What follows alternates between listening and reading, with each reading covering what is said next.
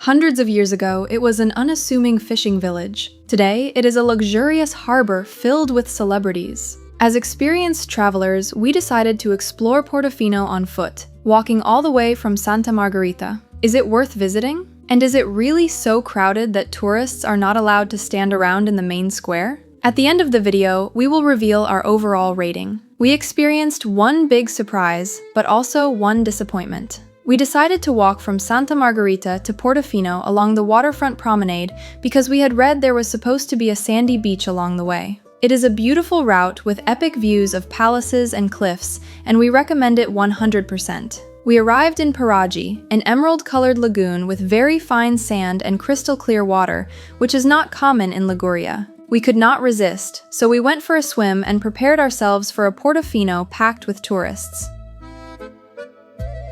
Later, we entered Portofino from the side where the Church of Divo Martino is located, with its typical Ligurian appearance. From there, we headed directly to the small square by the harbor, where we expected to see hundreds of tourists in August. To our surprise, however, there were very few people. So, is Portofino overcrowded? Our answer is yes, but if you arrive on the right day and at the right time, for example early in the morning, near the beginning of the month, and outside the weekend, it is completely manageable. We wanted to see the facades of the pastel-colored houses, which are painted and decorated to create the optical illusion of real architectural details. That made us wonder, why is Portofino so famous?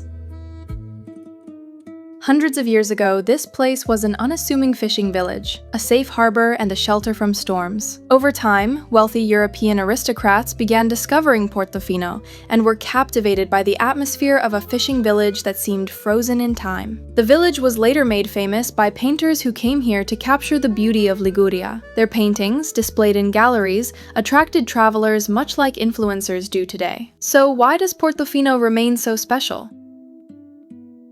This place is still popular with celebrities. You would probably struggle to find a famous person who has never visited or at least heard of Portofino. Despite its fame, however, its original appearance is not allowed to be disturbed. Unlike Monaco, new hotels and artificial beaches are not being built here, and Portofino continues to remain a small but exclusive fishing village. And that is exactly where its greatest exclusivity comes from. Timothy Brown also recognized this exclusivity when he purchased the neglected San Giorgio fortress on the hill above Portofino and completely transformed it into an elegant residence.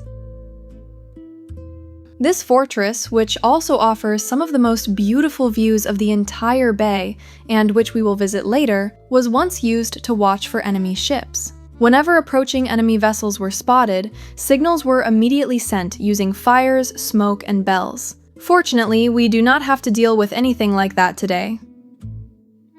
We walked up a gentle slope to the Church of San Giorgio, located on a rocky headland. Right next to it is a cemetery with an interesting terraced location. We definitely recommend watching where you step and not only looking up. Sometimes you can discover hidden gems here, such as traditional Risiu mosaic pavement. We walked back down and then climbed another set of stairs toward the lighthouse. Be prepared for these stairs, especially during the summer. We even saw someone who looked like they were about to collapse.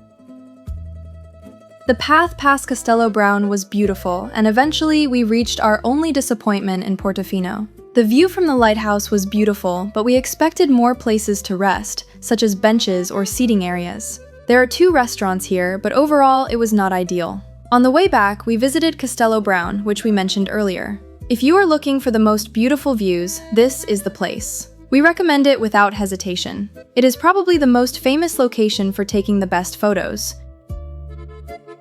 We had reserved a boat from Portofino, and after a 30-minute journey, we arrived in San Fruttuoso, home to a 1,000-year-old abbey. There is also a bronze statue of Christ hidden 17 meters below the surface of the water. The surrounding area is ideal for scuba divers, windsurfers, and sailing. After an hour and a half, we returned from our side trip and saved the best experience for last, the evening atmosphere in the harbor, where we enjoyed some Ligurian specialties. So how do we rate a place that is visited by thousands of tourists every day and regularly hosts fashion campaigns and exclusive events? Is it really that exclusive? In our opinion, definitely yes. Visually, it is one of the most beautiful places we have visited, and the atmosphere is perfect. as long as there are not thousands of tourists around. How would you rate Portofino? Let us know in the comments below the video. Watch our next video to see how we traveled here from Santa Margherita and discover why Santa Margherita is so often overlooked compared to Portofino.